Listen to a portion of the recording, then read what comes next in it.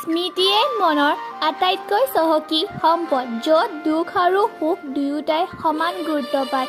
সেই স্মৃতিৰে এখনি সেউজীয়া পথাৰ ইউনিভাৰ্চিটি।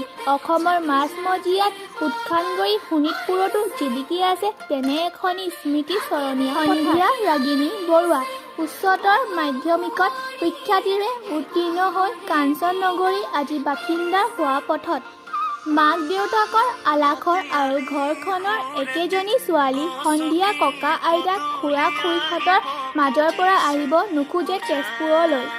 হাজাৰ বুজনি আৰু প্ৰতি সপ্তাহে ঘৰলৈ গৈ থকা এশৰ এবুৰি প্ৰতিশ্ৰুতি লৈ চকুৰ পানী মচি মচি সন্ধিয়া সোমালগৈ জ্যোতি তোৰণৰ সিপাৰৰ সেউজীয়া পৃথিৱীখনত।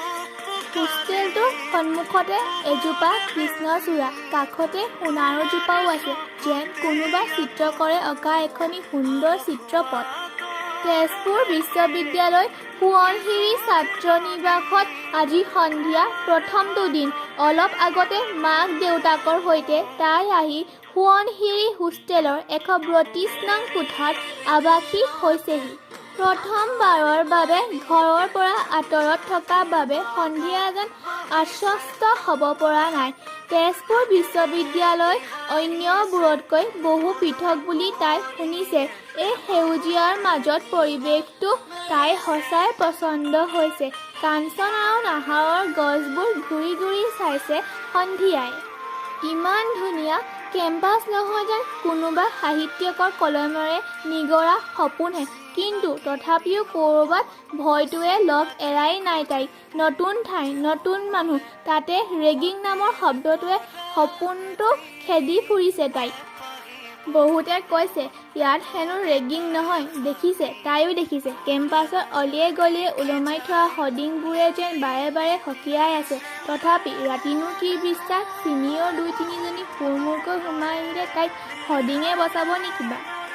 কি হ'ল, ভয় লাগি আছে নি? অৰ্থাৎ কথাবোৰ ভাবি থাকোঁতে ৰুমমেট বিদিশা বা সোমাই আহিল। নাই বা, এনেই আৰু অলপ কৰ্ণককৈ ক'লে তাই। ক্লাছ আৰম্ভ হোৱাৰ পাছত এইবোৰ ভাবিবলৈ সময় নাপাবা। অলপ ওলাই যাওঁ ব'লা, মনটো ভাল লাগিব তোমাৰ। মন নাছিল যদিও প্ৰথম দিনাই নাযাওঁ ক'বলৈ বেয়া লাগিল বাবে ওলাই গৈ আহিল সন্ধিয়া। তেজপুৰ ইউনিভাৰ্চিটিৰ সেউজীয়াবোৰেই তাইৰ আটাইতকৈ বেছি ভাল লগা।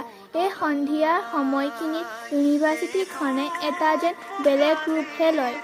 বিদিশাৰ বাৰ লগত সন্ধিয়া গেটৰ বাহিৰৰ ভাৰ্চিটি কৰ্ণাৰলৈ গৈছিল। বাৰ কিবা বস্তু আনিব লগা আছিল।